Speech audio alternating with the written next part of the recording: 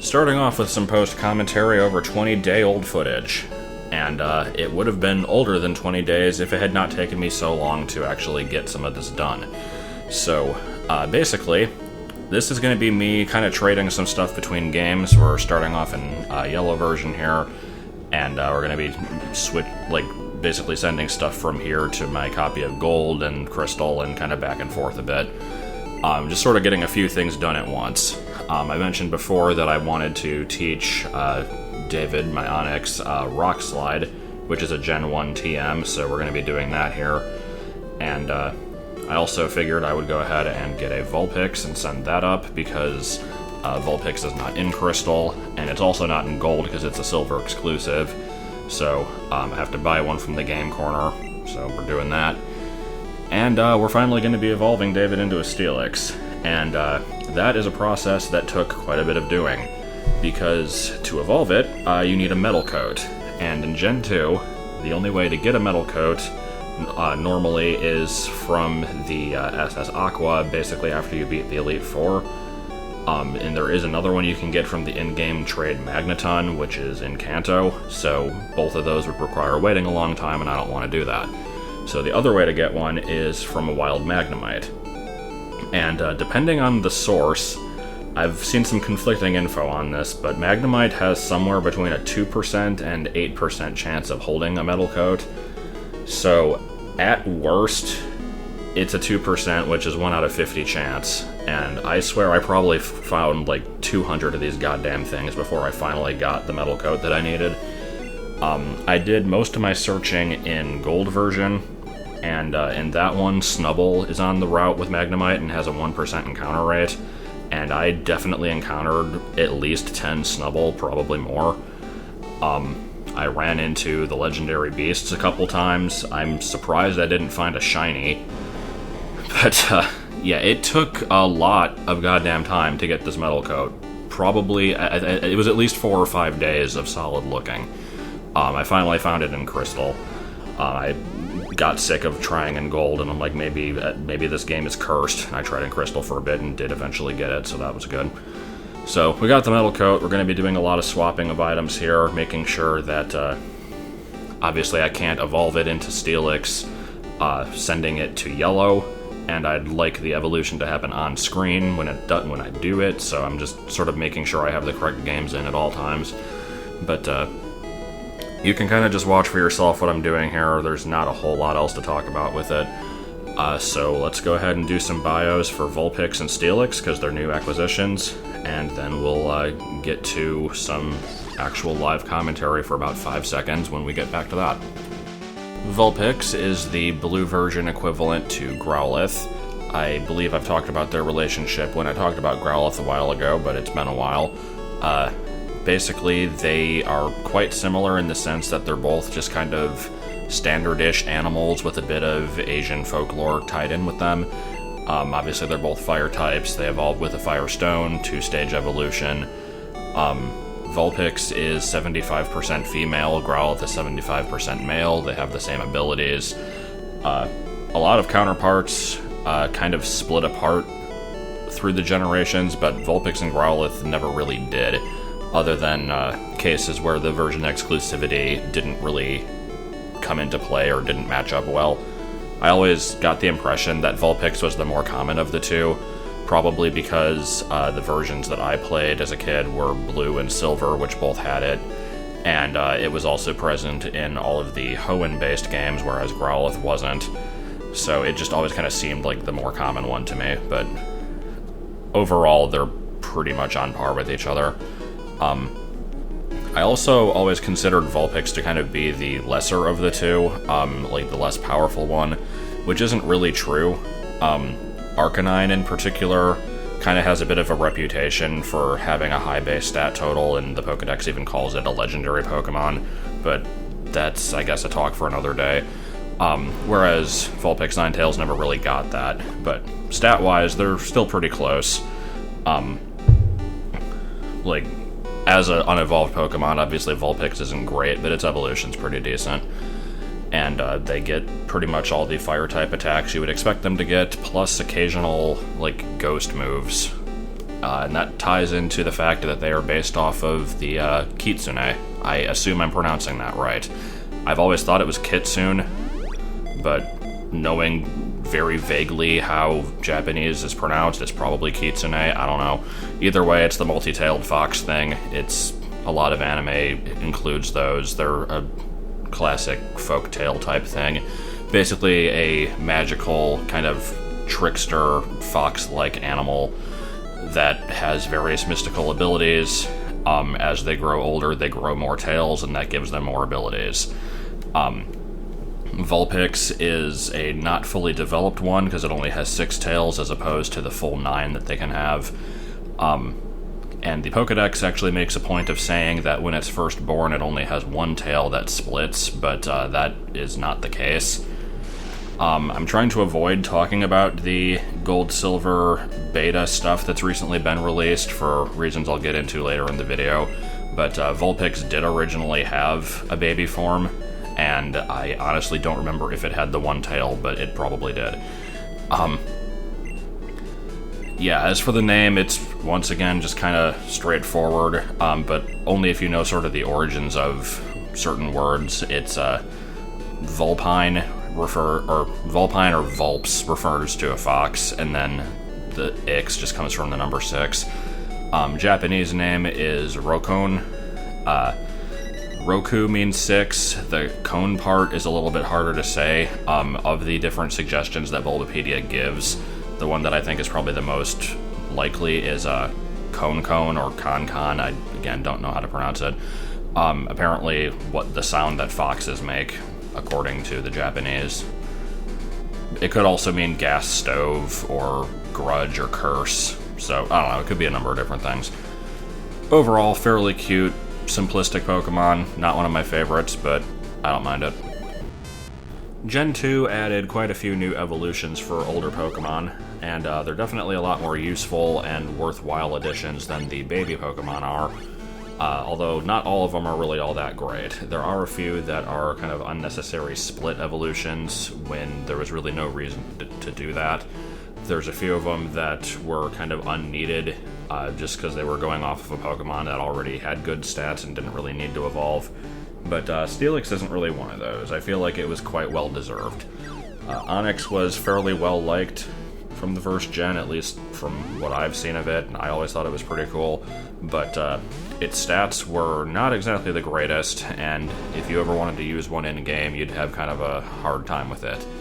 And Steelix fixes that problem pretty well, because not only does it get a really decent stat overhaul, particularly its attack stat, which used to be complete crap and now it's actually usable, but it gains the Steel type, so with that it gets a lot of new resistances and is not immediately one-shotted by any water or grass move in existence. So it's a good thing that the Steel type came around when it did, because otherwise Onix probably would have just kind of faded into obscurity. And as far as trait evolutions go, it's one that you can actually manage to avoid in a lot of different versions. In the first 3 generations, you were never able to get any trait evolutions in the wild. In Japanese Blue and Yellow, there were some in-game trades you could do, but that was it.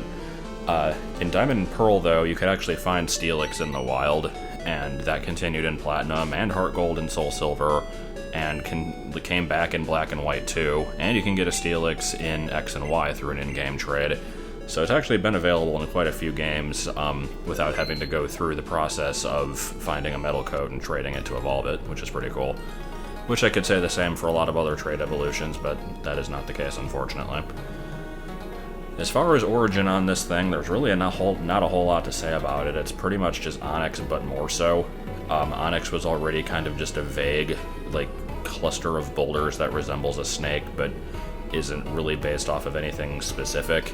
And Steelix is just kind of the same thing, but made of metal and a bit more jagged and kind of more stylistic in a way. I remember when I first saw it in the old Beckett magazine that showed off all the Gen 2 Pokemon, I thought it looked like a fish skeleton, and it actually didn't even occur to me that it could have been related to Onix until quite a while later when I read that it was, and then it sort of all clicked. It's, I don't know, it doesn't really look like a fish skeleton anymore, but I can kind of see why I thought that. It has a lot more protuberances and just kind of weird shapes on it, which is a little odd because it's supposed to be the idea of an onyx that has lived a long time and its body has basically hardened due to, like, the pressure underground, and it's become sort of diamond-like. So you'd think that it would be a little smoother, but no, it's just kind of weird and lumpy. But that's fine, I still like it. And in Omega Ruby Alpha Sapphire, it gained a Mega Evolution, which not really a whole lot for me to say about it. I think its design is pretty cool, but it's also just sort of a bunch of random, unrelated stuff smashed together into one design. It has a, like, floating field of crystals going around it, which is neat, but weird. And it has, like, these bizarre black and blue spots on it that kind of look like weak points that you'd shoot at it if it was like a Star Fox boss or something. And its head just kind of shaped like a shovel, so it's got that going on, but I don't know. Mega Steelix is kind of cool looking, but I don't really know what they were going for with it. And it doesn't really do anything too amazing. It gains the Sand Force ability, which makes certain types of moves more powerful in a sandstorm. So it can make use of that, but it's not as drastic of an improvement as a lot of other megas. And I guess that's about it for this one. Name, again, is just Onyx, but now it's made of steel. Couldn't really be any more basic than that one. And the Japanese name is Haganail. Hagane means steel, and the nail probably is from tail, but I don't know for sure. Well, it's been a while since one of these. There, I pointed it out, now we can all move on. I'm assuming I did post commentary over something right before this. If I didn't, then apparently I failed at my job, because I kind of needed to do that. But anyway, here in Goldenrod City, very briefly, because we're going to go pick up an Eevee here. And let's just immediately go back to post commentary with the Eevee bio, and I'll see you in a few minutes. Eevee has never really been one of my favorites, actually. I can kind of see where the appeal for it comes from, but I've always felt that it was a bit overrated. For me, Eevee itself, not taking any of its evolutions into account, is a highly generic Pokemon that doesn't really stand out in any way. It is cute, but I don't think it's, like, the cutest thing ever, and I feel like that's sort of what it was meant to go for. It's basically just this fluffy, vague animal, puppy kitten thing, and, like I said, I do kind of enjoy it for what it is, but there's one very small design choice that it has that I don't like, and that is the little accents above its eyes.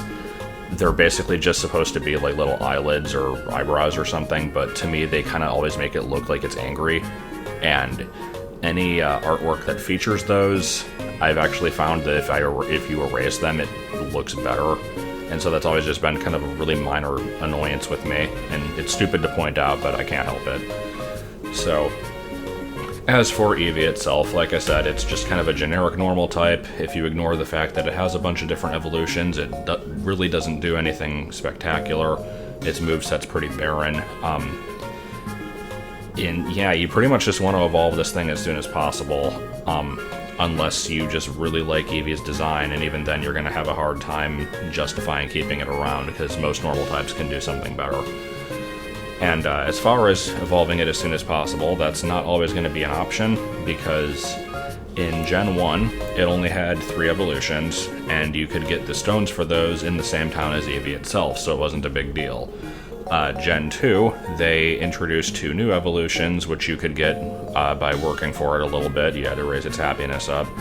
But the stones were, unless you got lucky with phone calls, not like in Crystal specifically, and not even in Gold and Silver, you had to get the stones in the post-game, so have fun with that. And then every generation after that, other than remakes, typically it's like, there's certain ones that you can get early and certain ones you can't. Leafeon and Glaceon particularly, actually even of those 2, Glaceon particularly, if you can get it at all before the Elite Four, it's usually like right before it, like 7th gym material. and it's just, by that point, why even bother? So, as for what Eevee is supposed to be, like I said, it's kind of just meant to be this generic neutral animal that can turn into a bunch of different stuff. And an interesting theory I've seen is actually that it's based off of the Tanuki. There's like a actual Japanese animal called the Tanuki, which is like the raccoon dog. That's not actually what Eevee is based off of, but more the mythological Tanuki, which is just sort of this prankster animal that apparently has various like disguises and transformations and stuff, which fits with Eevee's gimmick. And there's actually this one this one phrase in particular, that the fox has 7 disguises and the Tanuki has 8, which is interesting because Eevee currently has 8 different evolutions, so it kind of makes you wonder if they're even going to make any more, if they planned that, or if that's just a coincidence and they are going to keep going with it eventually. So, like I said, with the various evolutions, there's plenty to talk about those, but we'll get to them when we get to them. Since 3 of them are post-Gen 2, I can't talk about them in this playthrough, so I'll kind of address them here briefly. Leafeon and Glaceon are both kind of in the same boat for me. They're my favorite types. Like Ice and Psychic, or Ice and Grass are among my favorites. I also like Psychic, Ghost, but they're all kind of up there. I just feel like they could have done better. Leafeon is not bad, but it's also like kind of bare bones. I feel like they could have made it more interesting. And the name itself is really horrible. It's just, to me, it sounds like a name that an 8-year-old would have come up with when designing a fan Eeveelution, and not the actual name that they should have gone with. I personally like Arboreon. There's plenty of other ones they could have used, though. Glaceon, kind of the same way. Nothing about its design really screams that it's an ice type, other than the fact that it's light blue. Like, I don't really get what the pigtails are. Like, they could have done something else with it, make it snowy. I don't know. And the name is okay. I liked the idea of Siberion, though. That one was suggested before they got an English translation, and I agreed that it was a good name. Sylveon, I just don't like at all. The moment I saw it, I'm like, yeah, I think I'm gonna pass on this one. It's obviously meant to be like this overly girly, like fairy tale, almost like Sailor Moon-esque anime style, super over the top. Like, I don't know what the hell this thing is, but I just never liked it. If you do, then power to you. I just hate it. I'm sorry. And the other 5, like I said, we'll talk to when I get to them, but for the most part, I'm okay with them. It's not a case of me not liking the newer stuff. I just feel like the Eeveelutions kind of took a nosedive. But I wouldn't be opposed to there being more in the future. All the ones that we have now are types that were originally special before the Gen 4 physical special split, other than Fairy, which didn't exist, but it probably would have been special. And the only special type that hasn't been used is Dragon, so I could maybe see them doing that, especially now that Dragon's gotten kind of a downgrade and isn't like this overpowered type anymore. I'd personally like to see Ghost a lot, because it never really made sense to me why Ghost was a physical type in the first place, so it wouldn't really be that out of place. And as for any of the other types, why not? A lot of them would be kind of less interesting because they're not really elements, like fighting and ground and poison. Poison maybe, but the other ones are just kind of like, I've seen fan ideas for them and they're usually a little bit more generic. But I don't know. I'm fine with them making more, but that doesn't mean I'm gonna always like froth at the mouth and use them at my first opportunity. They've always just kind of been there for me. As for the name, it's just the first 2 letters of evolution pronounced out loud. The Japanese name is basically the same, except it's romanized differently. And also worth pointing out that the beta name for Eevee is just Eon, which plays in well with the evolution theme, like the names of those. But as for why they chose the Eon gimmick in the first place, I'm not really sure. Okay, I guess we'll jump in here. I didn't realize Quagsire was in this water. So how about that encounter rate? But no. Actually, yeah, let's go ahead and catch this, I guess. It doesn't matter. But, so yeah, I don't even know what to say, honestly, in this video. Not just because of the long gap, that is part of it, though. The process of getting that metal coat was freaking awful. I don't know if I will have enough time to even properly go into all that in the post-commentary, but I'll definitely try to. It took quite a while. I think it was like a good 4 or 5 days of looking for that thing before I finally got it. But, right now we're just kind of going on a bit of a magical adventure because there's side content that I want to get over here. And, in terms of, like, actual progress, like, gym battles and, like, plot events and stuff, I don't know if I'm really going to be doing a whole lot in this one. I imagine I'll... What am I doing? I imagine I'll probably get to, Olivine, but even that's not a guarantee. It depends on how many things I catch. I've just, not really had a whole lot of time to record lately, and, for anybody watching this who doesn't look at any of my other stuff or is watching this way later and doesn't understand why there was a gap, or even if there was a gap or whatever, Martin had surgery at the start of the month, and for the first, like, week and a half at least of that, it kind of demanded a lot of attention, so I couldn't really do a whole lot. And then even after that, it was basically just, like, I didn't really have much time to record anything on my own, because I wouldn't ever have, like, the house to myself, and I don't usually like to record when there's other people around if I can help it, so just kind of went off on break for a while, and we're back, and I currently have a cat on my leg that is playing with the cord of the GameCube controller and chewing on it, because that's what cats do, apparently. If he bumps into the microphone stand or starts gnawing on it and making horrible noises, I do apologize. I don't usually notice when that happens. Okay, this is not going the way I hoped. I kind of wanted James to still be alive, but RNG, be a fickle mistress, I suppose. Okay, you've got to stop grabbing this cord. And also, not gnawing on my hand would be nice. But yeah, a lot of stuff has happened between videos. Last time I was talking about how there were rumors of the new games, Let's Go Pikachu and Eevee, coming out, and all this stuff that was about, like, that people claimed they would have, and I'm like, I don't know where people are getting this idea from. I don't necessarily not believe it, but I don't fully believe it either, blah blah blah. It came true. Basically everything in there was true, except it's not like Gen 8.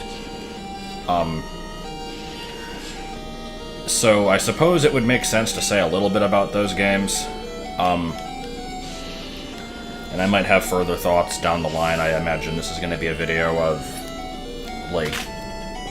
God, what are you doing?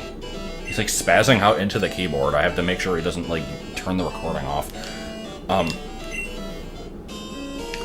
But yeah, when I first saw the trailer and I thought, like, this is Generation 8, like, these are the new main games, I was kind of disgusted and like, well, series might be kind of dead to me at this point. When I found out that that was not the case, that improved my mood a bit. I am still on the fence about getting them. I'm not, like, completely committed to it. I still might, but it's not, like, a must-have, I guess. And the main reason for that is because of the Go integration. I know it's going to be optional, but I feel like it's kind of a major selling point of the game that I'm not going to get anything out of because I don't play Pokemon Go, and I don't think I ever will. And the oversimplification of some of the mechanics is also a little bit Like, the fact that you don't have wild battles isn't, like, a deal breaker for me. I actually don't really mind that. But, I don't know, it's just...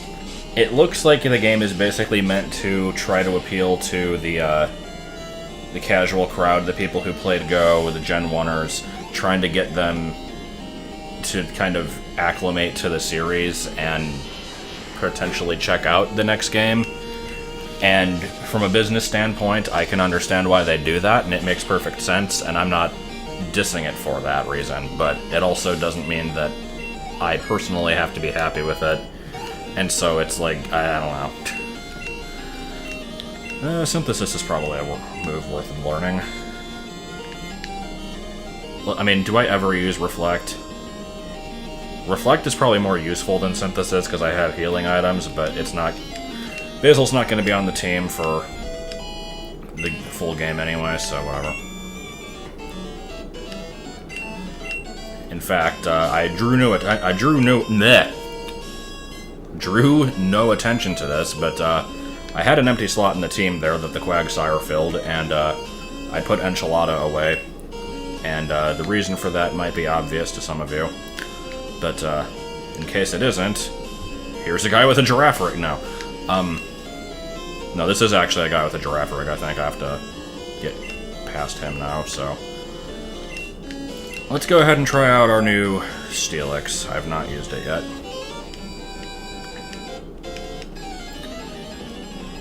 I'd also like to point out that, somebody mentioned that I should probably have taught, what was it? Body Slam in yellow before trading it back, and I probably should have, but it's too late now, so not much I can do about it, unfortunately. Once I get, like, Iron Tail, then my moveset will be slightly less redundant. Plus I'll have, like, Slam, which is really bad accuracy and not the greatest move out there, but it's something. Wow, that did really low damage.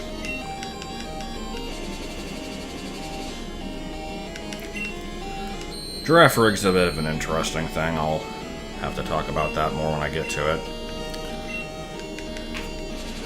But that won't be for a while. I could probably get into the area where it... Like, it's not even in Crystal, so I have to trade it from Gold. But the point is, I usually like to trade stuff over when I'm in the corresponding area. And I could get there now, but I'm not. So, whatever, we'll get to it eventually.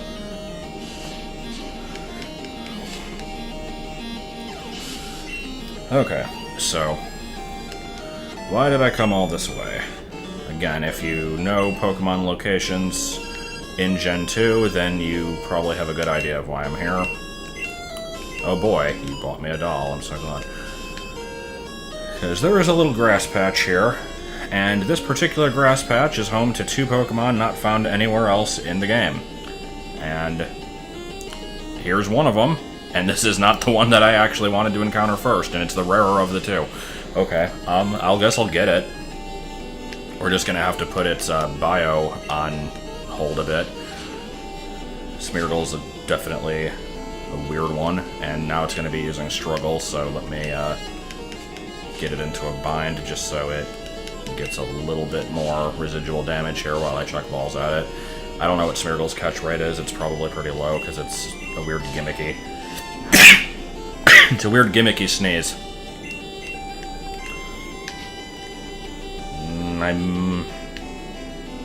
Yeah, let's just Great Ball it. Even this isn't a guarantee, but I feel like this thing's going to be a pain in the ass to catch, so let's hope that I get it. Oh, didn't even wiggle once.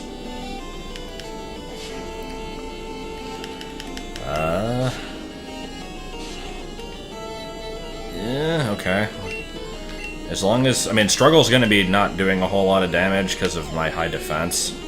So it's not going to get, like, any recoil, really, but every little bit adds up. Okay, cool. But yeah, we're going to put this bio on hold. Like I said, Smeargle's the rarer of the 2. I didn't expect to encounter it first. So what is this other Pokemon that's here, and why am I talking as if it's something of importance? Well, it's because it's the next team member. And, are you going to show yourself? You gonna pop out of the grass one of these days? There we go. Except it's a male, don't care. No, I actually did want a female just to balance out the the team a bit. But yeah, we're going to be using a Natu. And I've mentioned before that a future team member has an absolute garbage move pool, and this is the one I was talking about. Oh my god, is Natu's move pool bad. We'll have to deal with it, but ooh. It'll eventually have some decent moves, but it's gonna take until like 3/4 of the way through the game, and by that I mean post Elite Four. So, can we get a female? Thank you. It's a much lower level than the others, but I guess that also balances it with the team slightly. Alright, Rock Throw might kill it. It is super effective. Let's try it anyway. It's probably gonna kill it. I'd actually be shocked if it didn't. Oh, okay. Alright, are you gonna cooperate?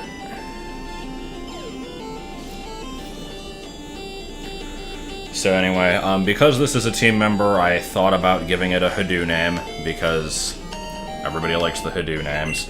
But I also kind of just want to go with the trend of me using, like, normal person names for my team in this, so we're not going to be doing that. I wasn't really sure what to name it anyway, if it was a Hadoo name, maybe like Aztec Hadoo. But for this one, we're going to go with what I call the Datai method of naming, which is just basically naming it after, like, giving it a name similar to its actual name, and we're going to just call it Natalie. If it was a male, I was going to call it Nate, but like I said, I wanted to balance out the genders on the team a bit. So there's Natalie, and the reason I had the empty slot in the team was because I wanted to have it part of my team immediately, not expecting to encounter a Quagsire and a Smeargle before I found it, but there we go. So let's do a puzzle, and I guess I have 3 Pokemon to talk about. Yeah, so I'll see you in a bit.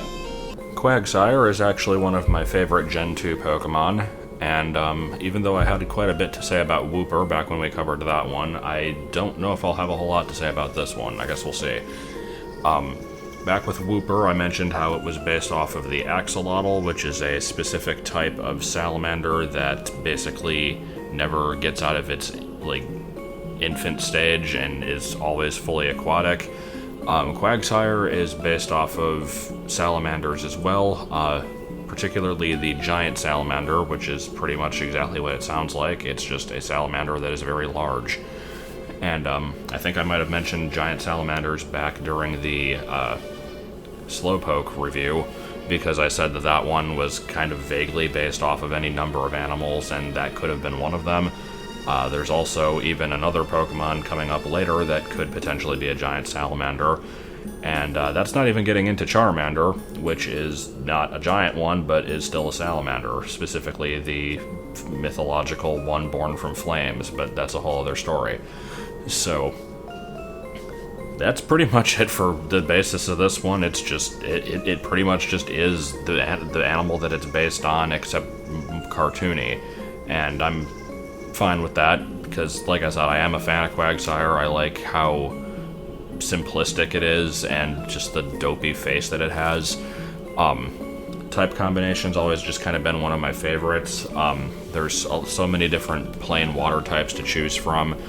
Just having the option for a water ground type early on in the game that reaches its evolution early and has a good moveset early is something that you can't really pass up on, as far as I'm concerned. It does have the double weakness to grass, but that's not the most common type out there, and it served me well during the game. I've used Quagsire a couple times at least. There's no shortage of other water ground types in later generations. In Gen 3, we got Swampert and Whiscash. In Gen 4, we got Gastrodon, and then in Gen 5, we got Seismitoad. As far as I'm concerned, they're all basically just variants of Quagsire, which is a little bit unfair to them because they all kind of do their own thing. I've never used Whiscash or Seismitoad, but, I mean, other than sharing the type, I'm sure they probably don't have that much in common. But, I don't know, it just seems weird that they'd revisited that one so often, but they did the same thing with firefighting and a million other type combinations, so, I don't know. But, yeah, I mean, the name on this one is, maybe not as obvious if you don't know what a Quagmire is. Other than just being a Family Guy character, a Quagmire is basically a swamp, bog, marsh type thing. There's a million different words for the same thing. And then Sire, I guess, is just because it's the king of the Quagmire or whatever, so it's, I don't know, whatever. Japanese name of this one is Nuo, which apparently is a combination of Numa, meaning swamp, marsh, etc., and O, which means king. I'm not sure how one letter can be a word, but Japanese is weird, so I won't pretend to know that. And the Japanese name for the giant salamander is Osanshouo. Probably pronounced that wrong, so it's possibly coming from that one as well. And, yeah, like I said, the basis of this one's pretty straightforward, so I'm not gonna make it go on longer than it needs to. Smeargle is one of many unevolving Johto Pokemon that has really low stats, and is also one of many gimmick Pokemon introduced in Gen 2. And, belonging to both of those groups, you'd think that it would be kind of crap, but it's actually not. It is a Pokemon that I've never gotten around to using myself, but I keep telling myself that eventually I will. Whether or not that'll actually happen, I have no idea, but basically you can do some interesting stuff with Smeargle. So if you don't know anything about Pokemon, or if you just somehow skipped over this one's gimmick, basically Smeargle's deal is that it only learns one move, which is Sketch, but it learns it multiple times. Sketch basically overwrites itself with whatever the opponent uses. So, like, you're fighting something, they use a certain move, you use Sketch, you copy that move, and you keep it permanently. And because of this, Smeargle can basically have any move in the game. There is a list of certain things that Sketch can't copy, mostly weird gimmicky stuff from later generations. I think the first notable one was Chatter, which was Chatot signature move, and that one, I don't really get why they didn't have it copy. I guess just because the microphone gimmick they didn't want to have programmed into two Pokemon for whatever reason. Don't ask me. But, yeah, you can pretty much give this thing any moveset. And, because of that, it's useful for filling some weird support roles in competitive teams, and is also really useful for chain breeding. Basically, any Pokemon that happen to be in its egg group, this thing can pass on moves to them as long as they're egg moves that it can learn, which saves a lot of trouble with having to go through multiple different families. However, that also means you have to actually copy the move onto it in the first place, which can sometimes be a pain in the ass. In later games that have double battles, especially repeatable ones against NPCs, it's a bit easier because then you can have another Pokemon on your own team with the move that you're trying to copy, and then have Smeargle get it off of that. There's still certain times where you have to be careful with how you do it, though, especially with stuff like Explosion. You basically have to make sure that the Smeargle doesn't die from Explosion, so you might want to have, like, something with Damp on the team. You have to do a bit of planning, is what I'm trying to say. But, yeah, as for its competitive use, I know that up until Gen 7, Dark Void was a very common move to give it, Darkrai's signature move.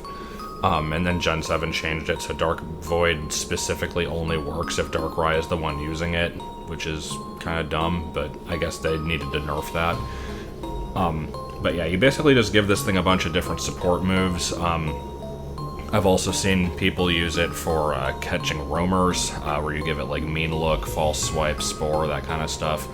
So you can basically have it fill whatever role you want to, just be aware that its stats are pretty low, so it's best used for gimmicky stuff like that and not just doing straight up damage. It's not going to be so great at that. Doesn't really survive hits that well either.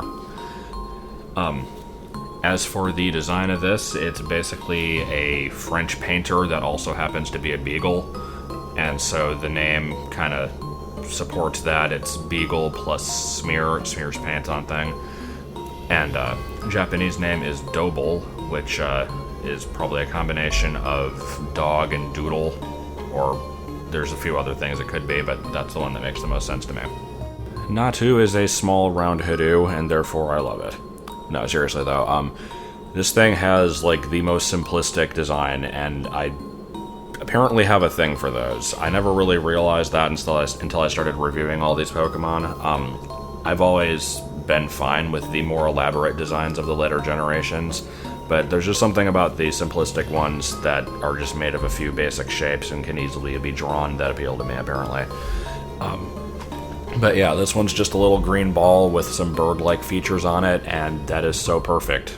I totally stole this idea for Snorky when I designed the strange creatures for, like, the Bark of the Big Dip stuff back in the day. I don't know if that was intentional or not, but it happened. And, yeah, I mean, there's really nothing negative I can say about the design of this one. It's a little green bird, and it could be a parrot, but might not be. If it is a parrot, it's probably based off of the kakapo, which is that weird, like, dancing green parrot that was humping that guy's head in that one GIF that was posted, like, everywhere on Imgur that one time. I know, that was very specific, but I know I showed that off at some point. I just don't remember what video it was. It was a few years ago. But it could be that. It could just be a generic bird. It could be a quail, because it has, like, the little feather on its head like quails have. But more than anything, it's just sort of based off of Aztec / Mayan themes. There's nothing specific that it's going off of, but it just kind of looks like that. And the fact that a lot of the sprites and the, like, official artwork kind of view it from the side, I feel kind of get that point across even further, because it looks like those specific type of paintings that they would do. It even kind of resembles, like, the Egyptian, like, Eye of Horus type stuff, with its eyes have that kind of style to it. I don't think it's supposed to be Egyptian. It's just kind of vaguely based off of, like, ancient culture. And really, it's the first Pokemon to do that, aside from Unknown. I guess they were introduced side by side. Makes sense that you would find this in the Ruins of Alph, then. Some later generations would have other Pokemon along that, like, concept. You have Baltoy, Nosepass, Sigilif, that kind of stuff. But, I don't know, I always thought that those were cool ideas for Pokemon. And, it is also the first Psychic and Flying type. I mentioned earlier back with Hoot Hoot and Noctowl that those possibly could have been Psychic and made them stand out a little bit more. But they passed on that and gave it to Natu, which is fine, I guess. The, name on this one is apparently confirmed to just be a shortened version of the word nature. I don't know why this one specifically was confirmed. Apparently there was some kind of Penny Arcade interview where a guy talked about that. I still feel like they probably should have, like, they should release some kind of behind-the-scenes, like, Pokemon design book that goes over the inspirations and, like, ideas that they threw out and where the names come from and stuff. I'd definitely buy it. But, that's what that one comes from, and the Japanese name is basically the same, except it's on, like, Nati instead of Natu, but it's just a shortened version of nature or native. And speaking of, like, thrown out beta ideas, there's, I've mentioned before, there's, like, the weird, unofficial beta gold-silver names that kind of floated around the internet back in the day, and this one was originally called Xatu. So, as for what Xatu was called, we'll get to that one later. Okay, so that battle really fucking sucked. Let me show the status of the team for anybody who wasn't paying attention during that. So, yeah.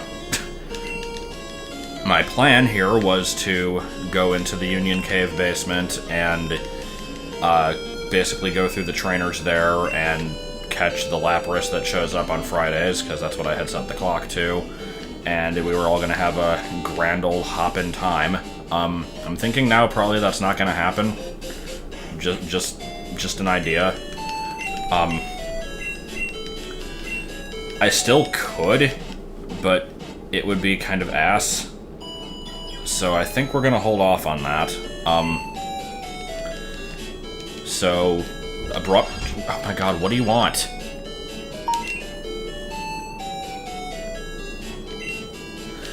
I've been getting so many goddamn interruptions in this video.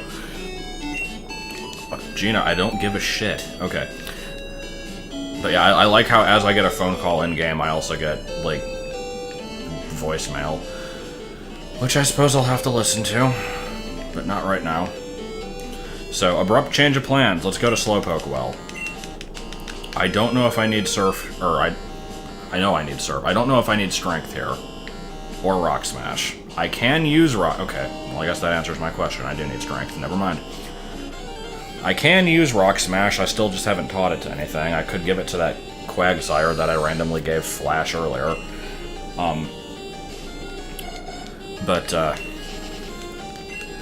Anyway... Let me think, what do I want to do? First of all, I should probably, duplicate the Shadow Ball TM for Natalie to use, because I would like to do that. But that requires remembering how to do the duplication glitch, and in the last time that, like the last video where I did that, I couldn't remember how to do it, and sat there and thought about it for a few minutes, thinking I was going to edit that out, and then forgot to. And surprisingly got no comments saying, like, what was up with the minute of dead silence. But, I think I'm just gonna kind of progress a bit. There's so many random Pokemon I could be catching at this point, but there's plenty of time I can go back and do that, I guess. I don't know. Now, if I had not healed at the Azalea Town Pokemon Center, I could have just teleported here, because I do have access to that move now. But I did not plan that out, so whatever, we're just going the long way. But yeah, speaking of having lots of Pokemon to catch, that reminds me of this really weird trend that's going on Reddit. There was this one post that I saw of somebody who tried to get every possible Pokemon in Crystal before fighting Falconer, and it was like 40-something, which involved grinding the starter up to evolution level, and Pidgey up to 36 to get Pidgeot, and several other ridiculous things like that. And apparently the community's reaction to this was not, like, why would you ever do this? But rather, that looks fun. And so now there's like 5 people doing it in different games, and it's insane. Like, you can do what you want with your time, I'm not saying otherwise. I have wasted thousands of hours of my own time doing needlessly stupid and grindy self-imposed challenges in Pokemon alone, let alone other games. So I am no one to talk. But that just sounds like the most grindy, boring thing you could ever do.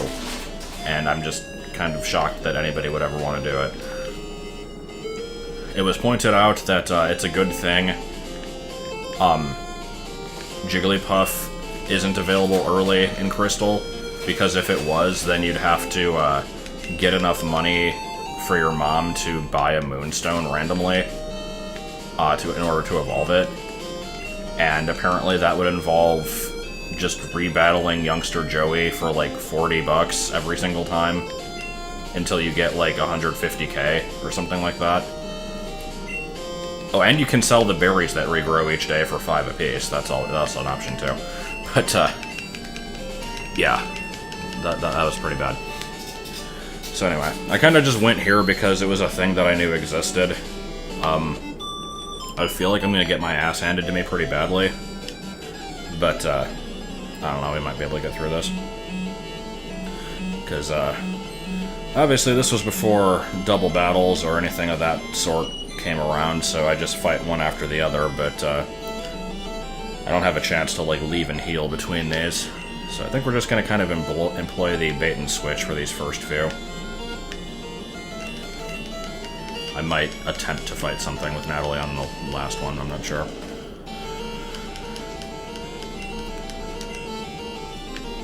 I forget, can James learn Shadow Ball? I'll have to check that also. Because I'm definitely duplicating the TM before I use it, but that doesn't mean I necessarily want to use it on 2 different team members.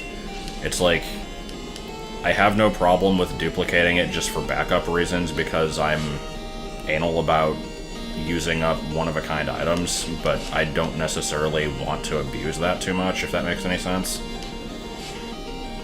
Even though I did that in yellow, I don't know.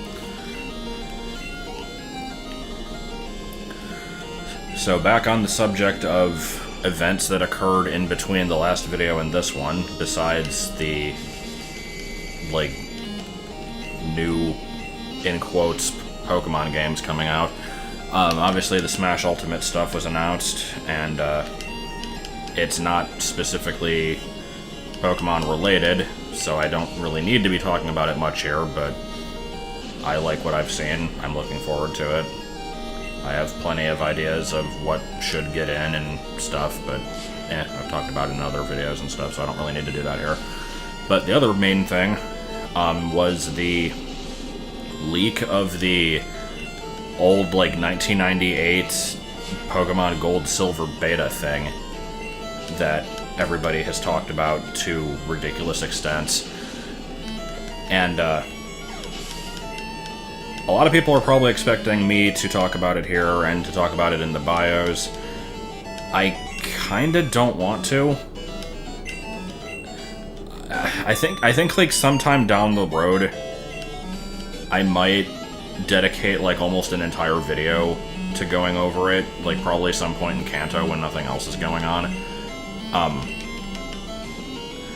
But as for like, this Pokemon is now shown to have like a pre-evolution in the beta, like, am I gonna talk about that in the bios? Probably not. Maybe if I have nothing else to say about something.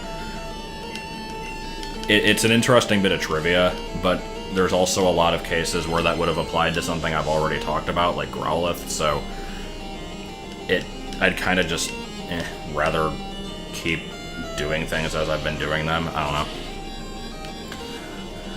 I also have to admit, the day that leaked, the place where I first saw it was on the Discord channel, and it was basically the first time I had heard of it was in the context of like this 4chan post where somebody said that the beta Politoed resembled this like weird, I forget what it was called, like somebody made this weird drawing and said it was their favorite Pokemon like a number of years ago, and it turned out to highly resemble the beta Politoed, and they were saying like they came from an alternate universe where that actually happened, and it was kind of funny, but I didn't know it was actually referring to something that existed. I thought it was like a fan game or something.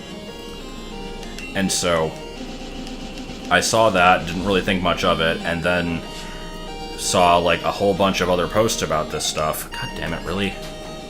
Can't even take one hit. And I specifically saw somebody comment that they weren't convinced that it was real and thought that it was like some kind of ROM hack or just like sprite artist putting together a bunch of stuff and passing it off as real. And I'm pretty sure that that's not the case. It has been proven to be real, otherwise not everybody in the world would be posting this thing constantly. But because I first saw that, it kind of like put me in the mindset to not really care about it that much, and so I haven't really looked that deeply into any of it. Like, I know some of the stuff, but not all of it. I've certainly not looked at like the changes to like areas in the in the map and what new moves there were, that kind of thing. I just kind of looked over the new Pokemon sprites like once or twice, and that was about it. So this fucking Starmie is basically single-handedly causing me trauma. I forgot I could use Recover. I should have used Razor Leaf again.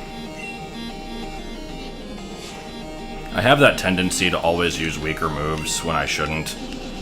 Like, because for some reason I'm like, oh, PP preservation, don't overkill when you have other options, but it's not like running out of PP is ever an issue, unless you're in like the... Still, that didn't kill it? Good God. Like, if you're fighting the Elite Four or something, then sure. But for something like this, it's not like it matters. This Starmie is the freaking final boss of this run, I swear. Am I gonna have to poison this son of a bitch? Like, if I could get it... If I can get a critical hit, then we can get out of this cycle of misery. But, so far that has not happened. Come on, freaking... Like, I can't take a turn to use Poison Powder because then it's gonna stop healing and... Fine. Watch Poison Powder miss. Okay, thank you.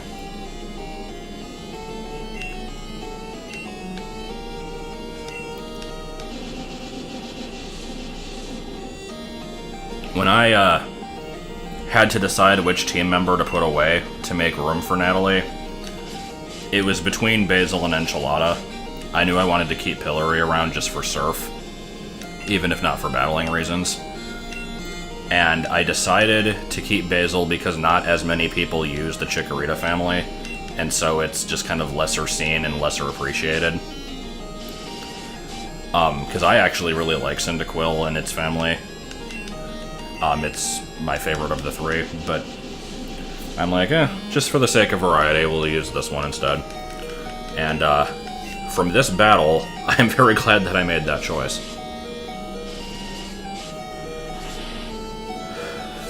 Good lord.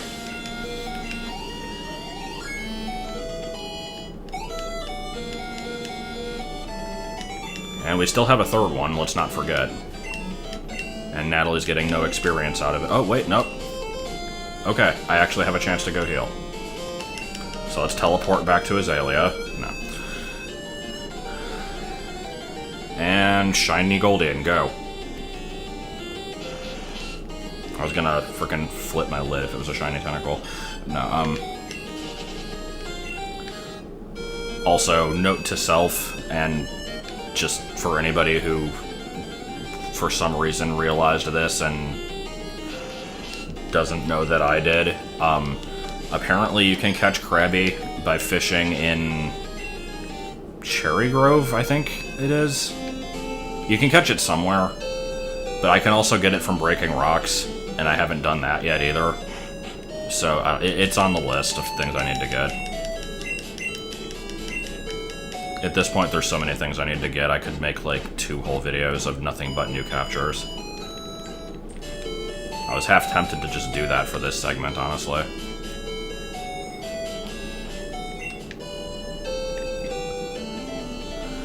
Okay, so, we still need to fight this last trainer. Let's get in at least 3 more encounters along the way. Here's the first one. I've got 2 more tiles of water before I hit land, so it still has the chance to give me 2 more encounters. I don't think that can actually happen. I'm pretty sure the game actually does, like, require you to be able to move a couple spaces before one pops up. Oh, this isn't even where I need to be. Come on, 2 more encounters. Why am I wishing this? I don't want this. Somebody shut me up. Hello? New capture, okay. Let's not kill you, because I'd like you to gain experience from the trainer battle, so... you're my catching thing. You do it. Now see, I would actually just go ahead and jump straight to the bio now, if I was convinced that I was going to catch this thing, but, something tells me I'm going to have really awful luck with it breaking out of, like, 14 balls in a row, so... Let me know for sure before I do that.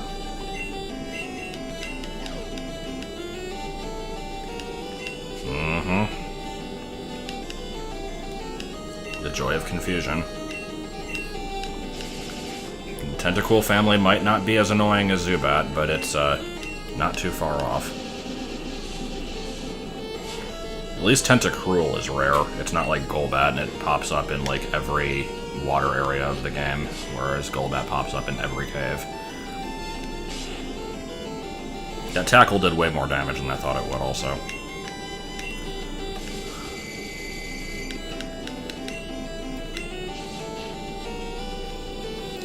Okay, you gonna be pleasant and getting the ball? Thinking you're probably not, but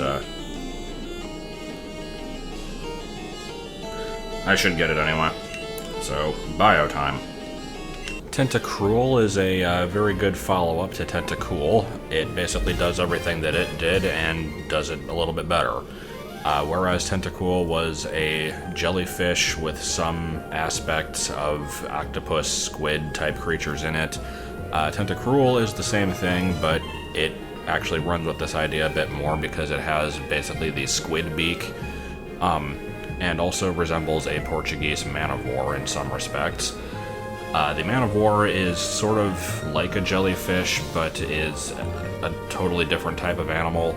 It's a very bizarre thing. If you've never seen one, they're like basically just, I mean, I'm gonna have a picture here, but imagine just sort of like a plastic bag with like 80 feet of tentacles just dangling down into the ocean, and they're really creepy and weird. And apparently back in the Red-Blue beta, while Tentacool was called Jilly for some reason, Tentacruel was actually called Man-O-War. I'm glad that they changed it because it was fairly on the nose and a little bit dumb sounding, but I will admit I don't love the names of these two because they sound so similar. I feel like whenever I say Tentacruel, I have to kind of accentuate it a little bit to make it clear that I'm putting an R in there, because they sound really similar otherwise. And as I'm sure you can guess, the name is just Tentacle plus Cruel, so I mean it is simple, but it works. Speaking of simple but it works, Japanese name on this one literally just means poison jellyfish. A little more difficult to say though, it's a Doku Kurage. But yeah, I don't know. This one, like I said, it kind of encompasses a few different sea creatures, but it does so in a fairly streamlined way. And even though this thing is the evolution of common ocean trash, it in itself is a pretty good design, and I don't mind it. The Pokedex says that it's supposed to have like 80 tentacles that it can use, and obviously they don't draw all those out. You're just kind of meant to imagine them. Or some of them are like sucked into its body. It kind of has that black void underneath that is sort of meant to evoke that they're like you don't know what's down there. There were a few different Gen 1 Pokemon that did that, such as Cloyster is another main one. But the main thing that I always remember this thing for is the opening to the first season anime, where you see it just kind of casually destroy a building. And that was a clip taken from the episode Tentacool and Tentacruel, which I don't remember if I mentioned, was an episode that I somehow never saw in the original run. Now, I learned eventually that during like the 9/11 period, the episode was actually taken off the air for a while because of the attacking the city aspect of it. But I watched the show back before that, and I somehow never caught this one. It was just one that somehow managed to evade me for some reason. And I don't believe I ever actually watched it until the show was available on... actually, no. I was going to say until it was available on demand, but even then, I don't think I watched it. I saw it, like, just through, like, an online anime cartoon website thing when I was just going through the series again. And it was a fairly decent episode, so I'm not sure why how I managed to miss it that many times. But it fits well because this was also a Pokemon I didn't know existed for a while when I first got into the series, due to starting with the card game before getting into the video games, and it didn't get a card until the fossil set, so it took a while for me to really be aware of its existence. I talked about that one a bit back in the video where I went over the old, Pojo magazine. So if you haven't seen that, random advertisement for that video. Okay, so, buying the Fire Punch TM because type coverage and Enchiladas off the team, so... The only reason I didn't do it earlier in the game was just because of money restrictions, basically, so... I'm checking this just to see... Wait, you can't learn it? Really? Can Xatu learn it? This is the kind of thing that I have to look up right now. Like, I was... I was kind of counting on that being a thing that it could learn, so let me double check that before I completely bash Xatu's lack of a move pool, because I thought it could freaking learn this. Oh my god, it can't? What the fuck is this move pool? Why is it so bad? Okay, so I guess we're not duplicating that one. Can Steelix at least learn Dig? Okay, that's something. I'll have to duplicate that one, but I'm not in dire need of it. So basically I'm gonna have one Pokemon with all the moves, and then 5 with none. Nah, I think at least one of the other Pokemon I'm getting later will have somewhat of a moveset. Okay, so I'm just gonna get rid of Light Screen. I don't need to have a Pokemon with 4 punching moves, but I mean, I'm not gonna use Light Screen, so whatever.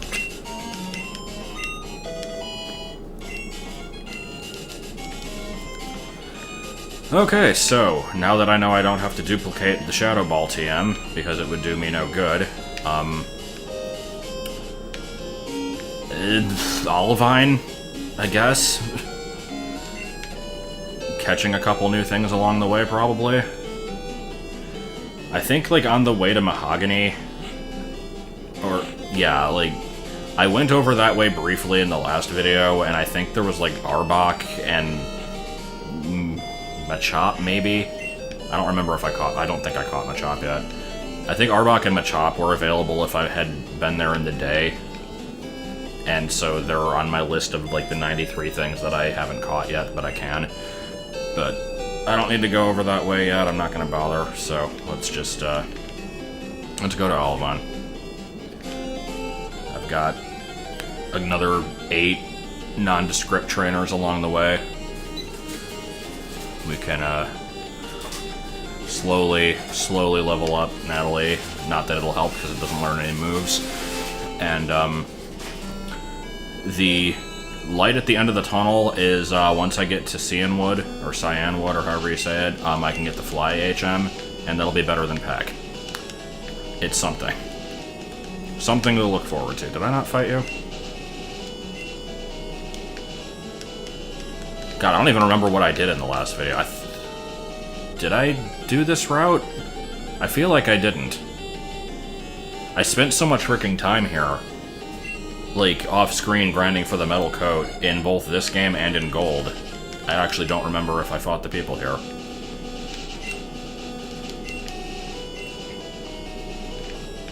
Oh yeah, if I didn't mention it in the post-commentary section at the beginning, I got a free Firestone from somebody. School Kid Alan, I think. Alright. Well, I guess I fought those people, at least. Hey, it's Barry. That should be the third version. Except it doesn't... No. I was gonna say, like, it goes with, like, Hey You Pikachu, Hey You Eevee, but it's Let's Go, not Hey You. So no, we'll have Hey You Pikachu, Let's Go Eevee, and Hey, it's Barry. Those are the 3 versions that will rule the world. I don't know what I'm saying. Dude, I don't care. I just wanted to see if he would fight me. This one guy has more attacks than any other NPC in the entire game. Okay. I don't know, you look, pretty much like every other trainer in your same class, so I couldn't say. There's an obscure one, okay. Can I beat this with Nightshade?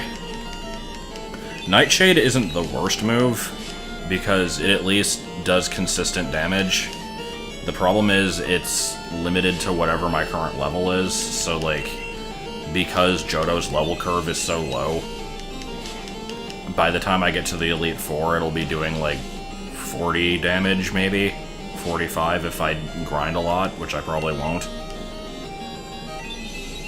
And that's not really that much. So, Shadow Ball would have been nice.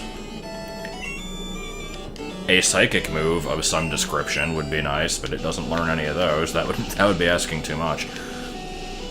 So, I've been bitching about this thing's move pool, but let me actually give you a little bit of perspective. because I have the Xatu page pulled up on my phone here, so I can read out this thing's moves. So talking about Xatu, not Natu, it gets Peck, Leer, Nightshade, Teleport, which we've already seen. Future Sight at 35. Confuse Ray at 50. And Psychic at 65. And then that's it. Now it gets some TMs, but none that I really care about. Let's see, it can get Solar Beam for some reason. That's not awful. And the thing is, the Psychic TM is in Saffron City, so I have to wait until post-game to get it anyway. It gets Dream Eater, but it doesn't get any sleep moves, so that doesn't do me any good. Unless I, like, use it in tandem with James, I guess.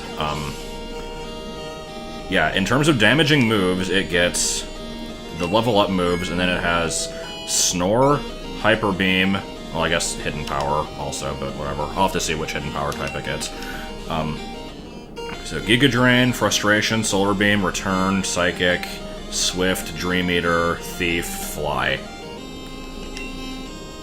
Like, a few of those are decent, but they're usually they're pretty much all TMs you get really, really late. I don't actually know where you get Solar Beam. I'm tempted to say Kanto, but I don't know that for sure. And, it's something for coverage, I guess. But yeah, basically, for me to get a Psychic move, I need to train this thing up to level 35, because that's when it gets Future Sight, and I actually don't know if Future Sight even takes type effectiveness into account, because it is on, like, a delay. I have to check that. And, Natu learns it at 30. Xatu learns it at 35. The evolution level is 25. So, to make my life slightly less miserable, I'm actually going to hold off on evolution until 30, I think.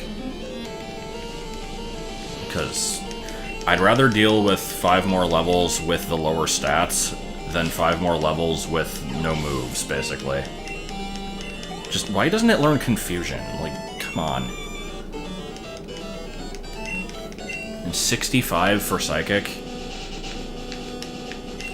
What level does Natu learn Psychic? I mean, I'm not gonna grind it this high. 50, okay, so yeah. If I leave it unevolved until level 50, then it will get a good move. Yeah, I'm not doing that. So, we gotta do this. Its Cry is weak. Because it's coming out of its ass. There, I did it. So I could feed it a bunch of berries. I doubt I have enough. Actually, I might. I don't know how many this thing takes, but I don't really need 8 berries, so sure. Can I not feed it? What do I have to talk to the girl? MooMoo is sick. MooMoo is sick. Can I feed the damn cow? Like, what is this? What is it? Do I have to prompt the quest?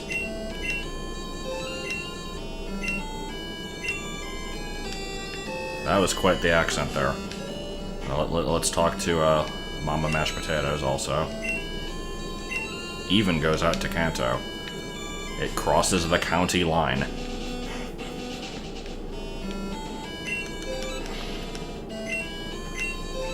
Why did that take so long? Alright, so let's do this like 8 times. This is probably 10. And if it is, then I mean, whatever, we'll come back for it at some point. I usually don't bother with this, but MooMoo Milk is actually a good healing item. I don't know why the potion levels jump from 50 to 200 between Super and Hyper Potions. They changed that in, like, Gen 7. Okay, that only took, like, what, 5 or 6? Meow. No, you're not. I was. Alright. So yeah, Lemonade's usually, like, the best healing item, but you can only buy them one at a time, which is fairly annoying. And, this appears to be no different. You only gave me 1? What is it, 1 per day? Oh. Wait, that's not Ice Beam, is it? No, Ice Beam isn't a TM in Gen 2. What did it turn into? Oh. Well, Natu learned Snore. Let's teach that one. I'm actually curious what can learn it. I'm not going to use it, but... apparently everything can. I guess it's one of those TMs that everything that exists can learn. Oh well. So, that was a route. Speaking of Miltank, let's actually go back and, there's a few things on this route that I would like to catch, including Miltank.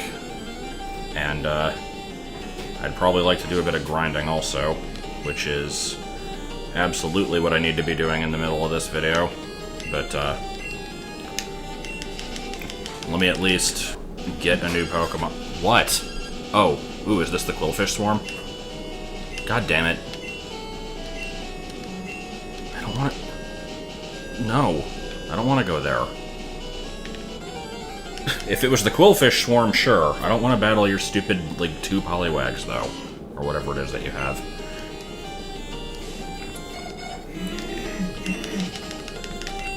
But yeah, Tauros and Miltank should both be here. Snubbull isn't on this route. In this version, it was in Gold and Silver.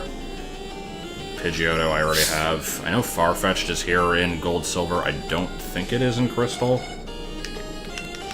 I'd look it up, but it's kind of difficult. Let me try to. Let's see. Brown bricks, mine crap. Brown bricks. Hey, look, it's you. Okay. So I think we're gonna catch Tauros here. And before it dies from Peck. That would be kind of sad. Yeah, I didn't think it would. Oh no, it's raging.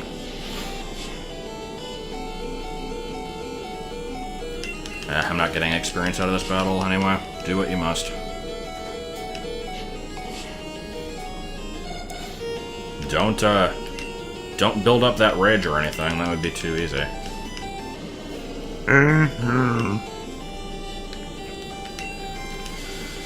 Okay, so anyway, we'll catch this thing.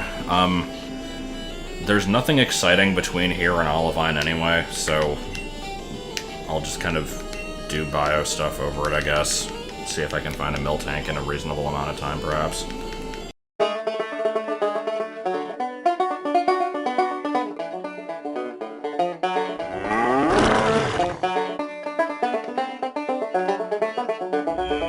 You know what's bullshit? Tauros. This thing's just a goddamn bowl. There's nothing special about it. It's like when they're designing all the Gen 1 Pokemon, they're like, okay, here's what we're gonna do. We're gonna make a bunch of monsters and unique ideas. Some of them are just gonna be based off of regular animals, but we'll give them like little gimmicks, like we'll make this one a fire type, make this one have electric powers, that kind of stuff. Well, how about this one? Well, what should we do with this bull? And we'll just leave it as a regular bull, it's fine.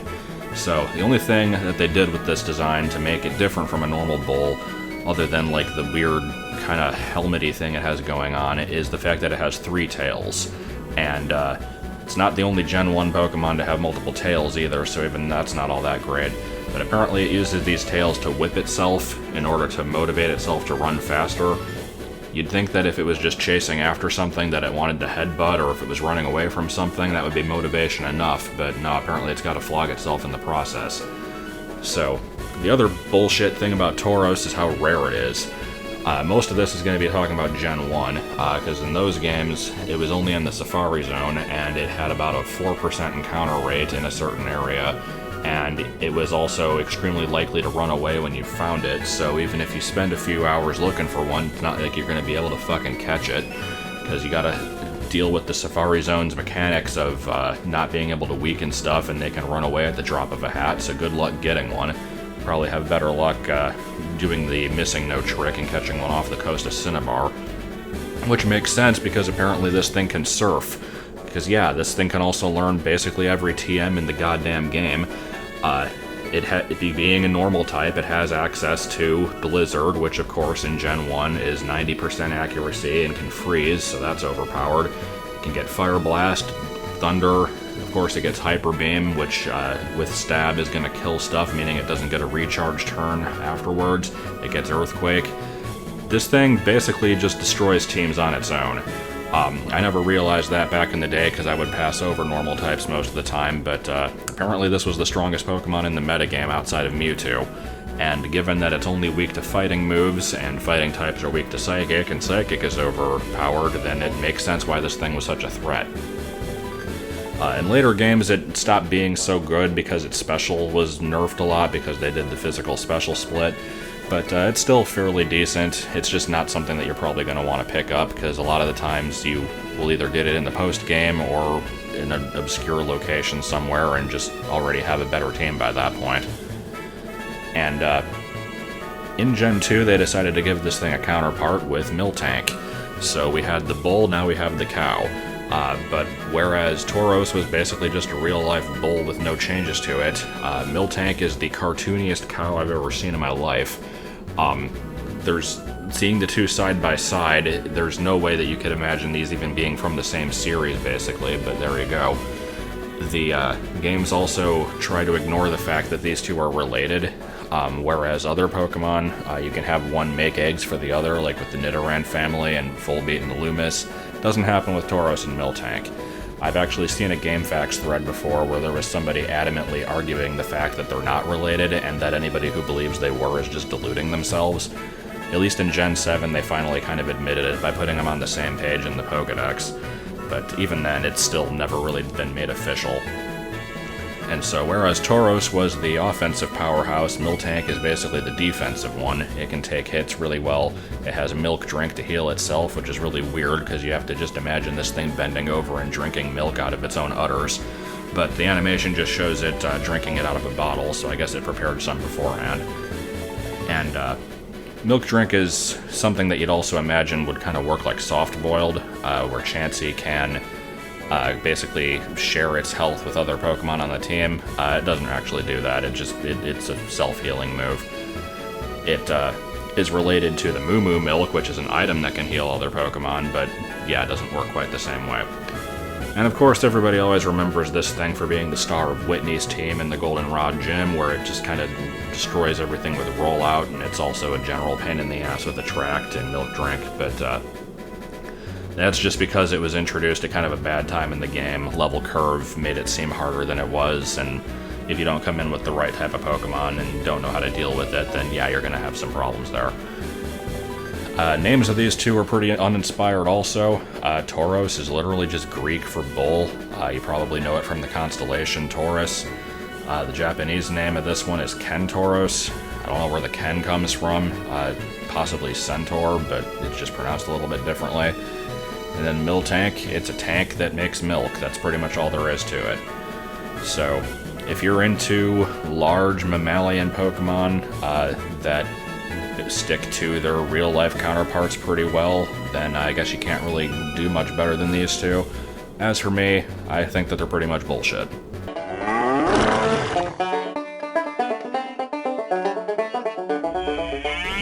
Good fucking lord. Fat bitch. No, seriously. That took way too many frickin' Pokeballs. I really didn't want to have to use the Ultra Ball there because I don't know at what point they become available to buy. Plus, I mean, it's like, on one hand, I have that whole, like, use only Pokeballs mentality, but for this run, I've already broken that, and I don't really care that much. So it's like, I'll use them if I have to, but I was kind of hoping to, like, stockpile whatever ones I could find until I have the option to buy more. Just in case, like, I really needed one for, like, a shiny or something. But no, just random Miltank because it broke out of, like, 5,000 fucking balls. But anyway, that was definitely not as productive as I thought it would be, so let's spend more time managing my inventory, and I think I'm gonna probably do Olivine Lighthouse. Why did I put away the mint berry? What am I doing?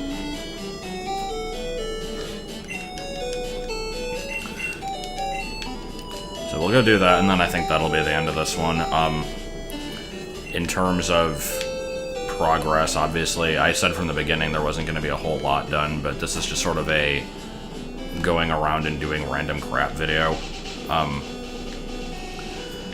Surf always kind of does that. Whenever you have access to Surf, there's always like a bunch of random disjointed things you can do with it.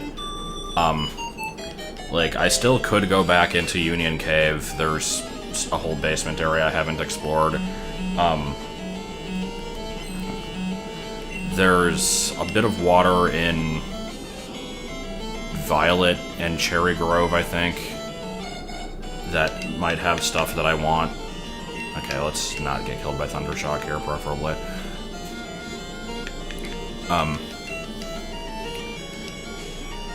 Yeah, it's just like little stuff like that, but I'd rather wait until I have strength to go back to Union Cave anyway, because there is stuff in there that requires strength, and I need that for Slowpoke well, apparently, so whatever, we'll just do that all in one trip.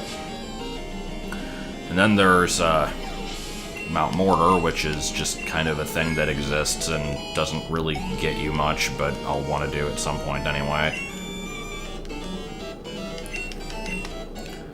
Johto's really good at just having various side, like, optional side content that doesn't get you much. Such as Dark Cave. I think I have access to at least one new capture in there also, because I have Surf now. Dark Cave is weird.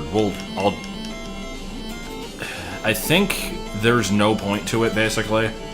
Like, you have access to one new Pokemon, which, fair enough, it's at least something, and, I'm trying to, like, divvy up the experience here, but it's, like, David's just kind of my best Pokemon, honestly, and is kind of hogging up all the experience. But anyway, it's like, you can catch the one new thing there, but other than that, it's like there's never a reason to go there, because it's not actually a shortcut to anything. It looks like it could be, but then it just isn't. It, like, gets you access to, like, one or two more trainers, I think. And they're relatively low level because the game knows you can get there early, so that's another problem with the level curve, is because you get Surf relatively early on, and there's all this weird side content that you can visit whenever you want, everything is hovering in, like, the 20s range, and it just never scales properly. But, oof, oof, oof. Why? What's your deal? That was a long-distance trainer. I could have done the Mew glitch off of them, apparently. And before somebody corrects me that isn't in Gen 2. Action Poliwhirl. Emerging from the shadows. It's a really odd sprite of it. Also, this is an illegal Poliwhirl. It shouldn't be level 17, but okay. Not like that's anything new for trainer-owned Pokemon.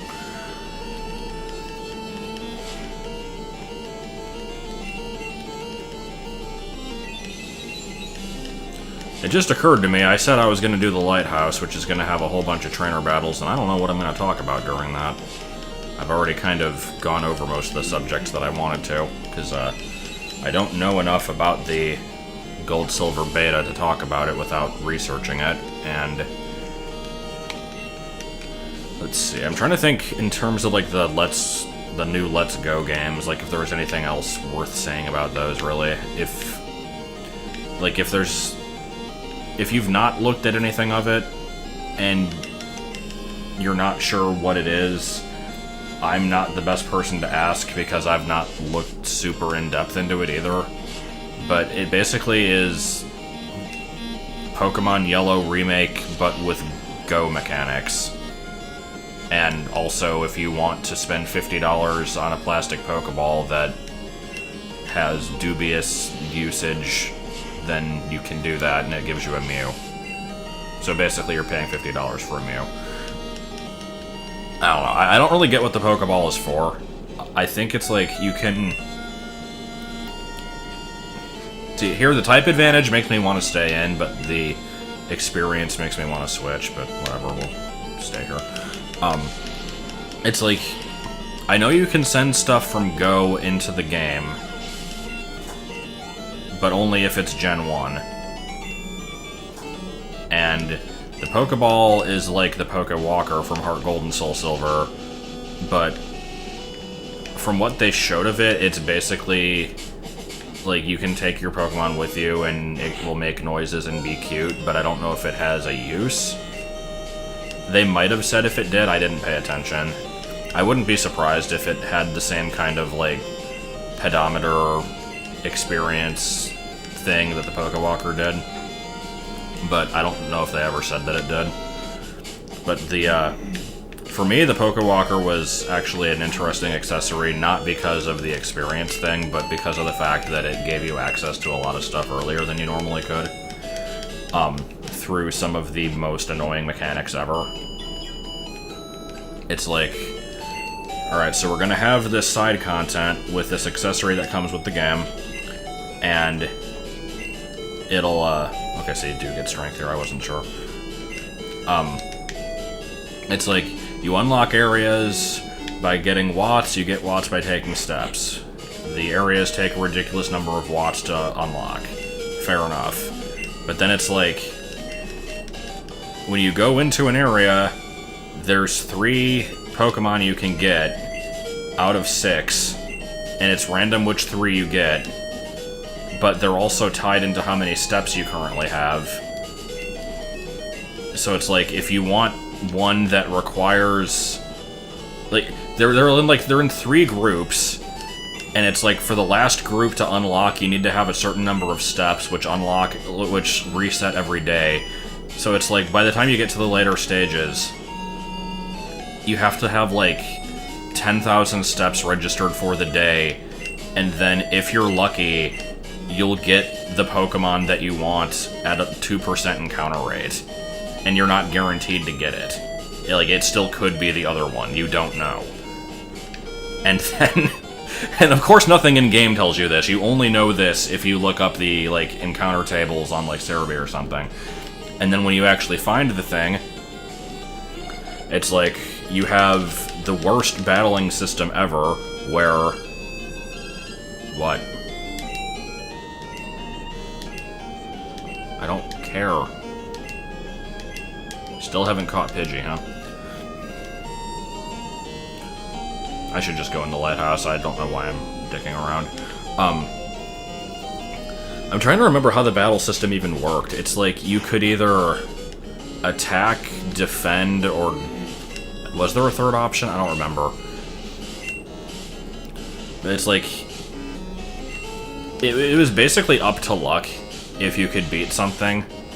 Like, you spend hours trying to find the thing that you want, and then you finally do, and then just because you have bad luck and it decides to, like, get...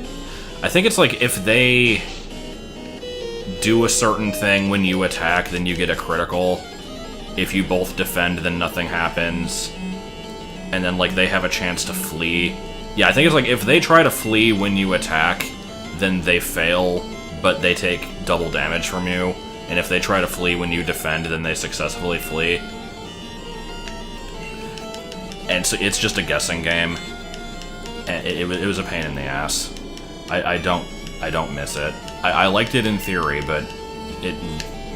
Good lord, could it have been implemented better. Same goes for the Heart Gold Soul Silver Safari Zone, which I've defended in the past, because it's like, hey, there's nothing wrong with having to wait 120 in-game days to catch the thing you want. If you can't wait that long, then you're not a true fan. That's actually what I said, I think. Like, I don't know, I had this period of blindly defending Game Freak for every single one of their decisions, unless it involved trading. If it's like, the game forces you to trade for something, or like highly encourages it, then I would call it out on that.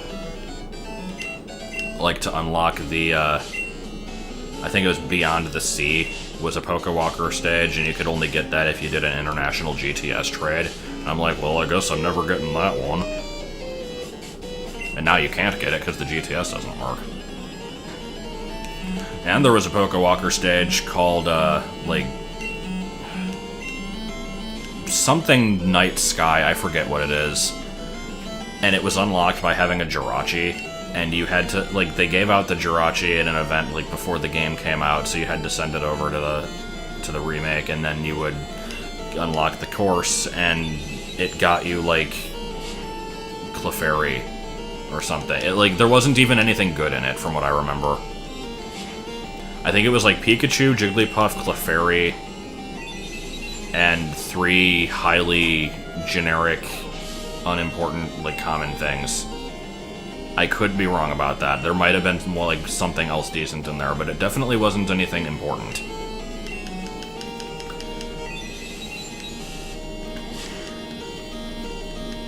And if you have no idea what I'm talking about with the Safari Zone requiring 120 days of real-life waiting, then, I don't know how to explain that one any better. It was just... Again, I liked the idea behind it, but you had it's like, hey, you can customize your own Safari Zone. It gives you 12 areas, and you can have 6 of them active. You can lay them out any way you want. All of them have a bunch of stuff in it. Cool. But you start with 6, and I think to get the other 6, you had to first beat the game, and then half the stuff in it wouldn't show up unless you decorated it with the right type of blocks, and nothing in-game tells you which blocks make what appear. And sometimes you have to put the right blocks and then wait a couple months. And again, the game doesn't tell you this. So, it's like I remember when the games first came out, nobody knew about this mechanic. And so there were a lot of Pokemon that were presumed to be missing from the game. And I remember being annoyed by this because, knowing now how it works, the only things that are unavailable in the Gen 4 games without interacting with any previous, like, Gen 3 stuff, are the Regis, which you either have to import or get through an event in Platinum, which doesn't really count. But before the mechanics were discovered, I think it was like Seviper and Solrock, I think. It was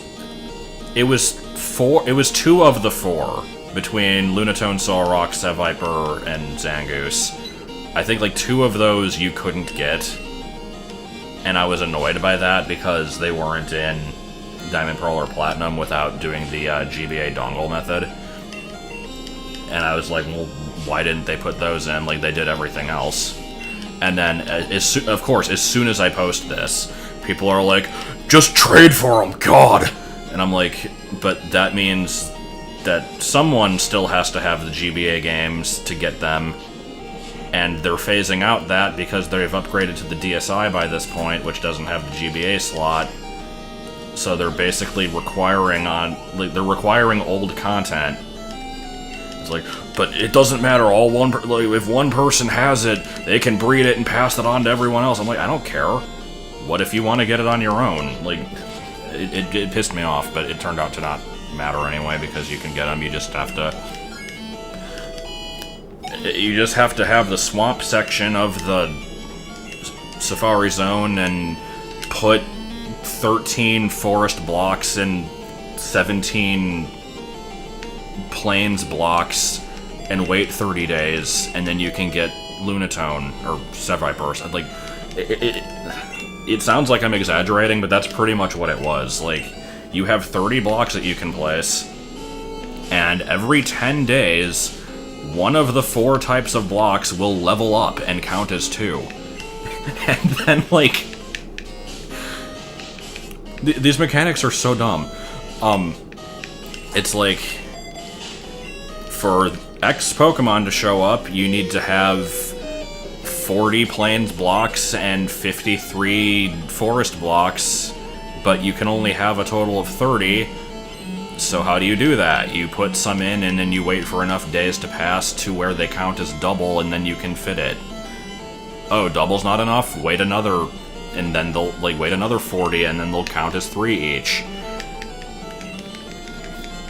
Like, I'm pretty sure, Bagon actually did take 128 days. Or not 100, just 120. Like, if you put exactly the right blocks in the right area and waited 4 months, you could get it. I don't know. I'm not sure what they were thinking with that one. Pokemon is the kind of game that you're supposed to kind of play for a long time. And that was my reason for defending it. Because I'm like, if you're trying to fill the decks or whatever, you're not going to have it done that quickly anyway. Like, it's going to take you a few months, so you might as well just, like, set this stuff early on and then come back to it later once you're done with a bunch of other stuff. And, I mean, I don't necessarily take that back. Like, that is still true, but it's also dumb. Why do that when you could just have them be available? I don't know. I'm complaining about a game that's almost 10 years old at this point. When did those come out? 2009? No, I think it was like March 2010. I remember they came out while I was visiting my girlfriend at the time, and that was in March 2010, so yeah. Well, we've surprisingly caught up on levels. I'm trying to not level my starters anymore because they're not part of the overall, like, final team. I might still use them occasionally, but, whatever. So let's see, other stuff to bitch about in Heart Gold and Soul Silver, I'm trying to think. Well, there's always the fact that you can only rematch, like, they introduced rematches for the gym leaders, or by introduced, I mean that already existed in, like, previous games, but they brought it back. But only if you call them during, like, a specific time of day. I'm trying to remember how that worked. It was really complicated. You had to, like, find out where, like, there was a certain time of the day and day of the week where they would be, like, outside of their gym doing something, and you had to find them at that time in order to get their phone number, and then you had to, like, call them at a different time to ask them for a rematch, and then they would show up in Saffron City, and you could fight them. So it was basically just a big guessing game. Which seems to be a trend with a lot of stuff with Heart Gold and Soul Silver. I don't know, I still had fun with those games.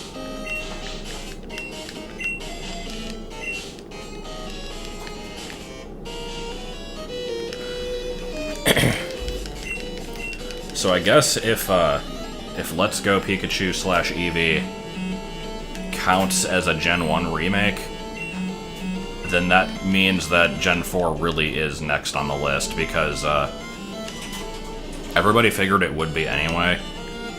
But from, if you look at the release dates of the games, you had Gen 1, then Gen 2, then Gen 3, then Gen 1 Remake, then Gen 4. And since then, we've had remakes of 1 and 2 and 3, and now we have the remake of the Gen 1 remake. And so next we're going to have 4, and then we're going to have the remake of the Gen 2 remake. I don't know. I don't know if they'll actually do that, but I kind of wouldn't be surprised if they did. I don't know, I still feel like, I still feel like the Ruby Sapphire remake should have included the Seve Islands and just kind of counted as both. Like, you wouldn't have Kanto in it, but you'd still have, like, content from Fire Red Leaf Green, and it would be close enough. I don't know. It has been a while since we've been to Kanto proper. We can't really bitch about that. Last time was Heart Gold, Soul Silver, which, like I said, was 2010. Oh boy, TM34, what is it? Is it gonna be something cool? Nope. I actually don't hate Swagger. It's an okay move, but I don't think I'm gonna teach it to anything. This is a song that's brown. Everything must be brown.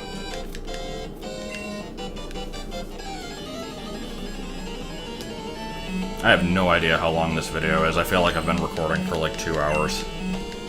I probably have done. But a lot of it was wandering around and accomplishing nothing, so I'm fine with it going a little bit longer. Join me next time as I go through every previous area of the game that I didn't explore 100%. Watch in excitement as I search for a wild Slowbro at a 5% encounter rate. And then head back to the burned tower and catch Weezing at a 1% encounter rate.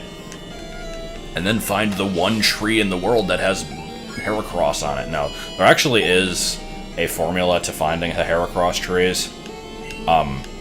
They're not as bad as the Munchlax trees, in the sense that Munchlax is a piece of shit and I hate it. And Heracross actually does show up in like more than 4 trees in the entire game, but it still does kind of go off of a formula. It's, I think, like based off of your ID number. It, like, certain trees it'll show up in, and if you have a chart, you can find it easily enough. I remember going back to the person who is doing the catch so-and-so number of Pokemon before so-and-so gym challenge. They apparently did a bunch of grinding off of Heracross because they could just stand in front of the tree and mash A constantly and get into battles with them fairly regularly, and they would give a good amount of experience, and they don't have to look at the screen while doing it, so that's something, I guess.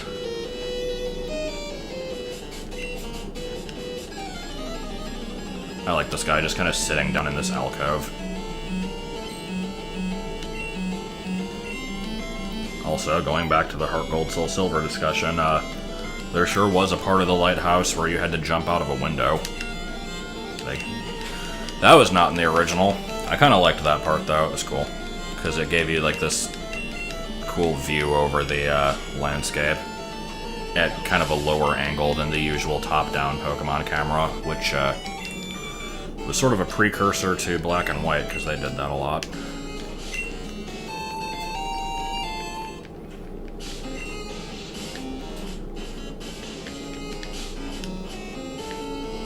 I kind of want to play Black and White now. I don't know. I started a, here's another subject that I'm not going to get into because I've started like 15 other subjects in this video, and I'm going to be ending it pretty soon here, but possible preview for what I might talk about next time, like, because at that point I'll probably have more to talk about on this subject. It does exist a Pokemon XD randomizer. Oh man, is it annoying. And badly programmed. They probably did the best they could, but the program that does it looks like it was made in Windows 95.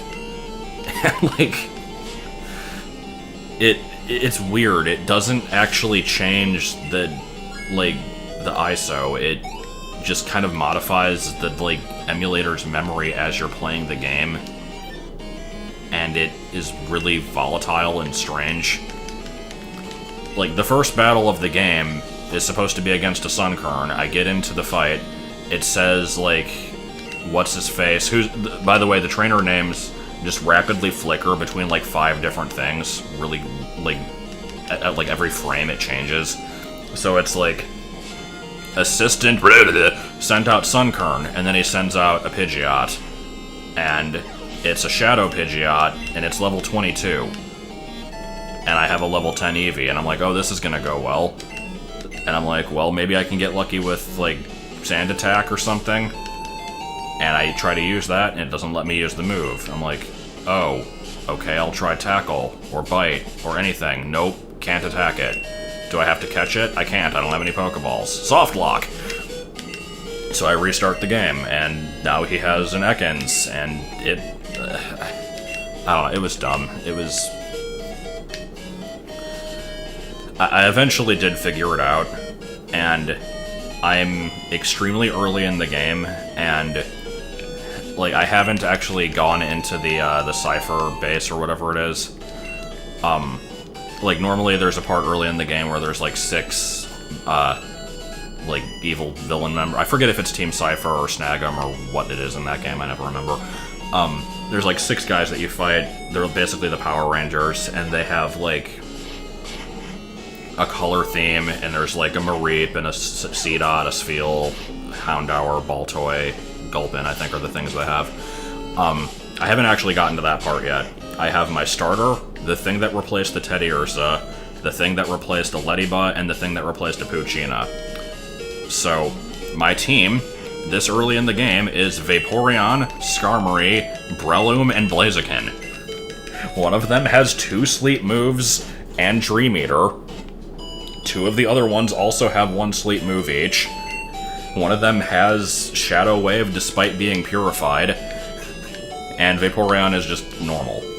But anyway, like I said, I can talk more about that once I'm further in the game. So, next time, we'll be heading to Cyanwood, I guess. Probably catching some random stuff here and there. And 2 gym battles.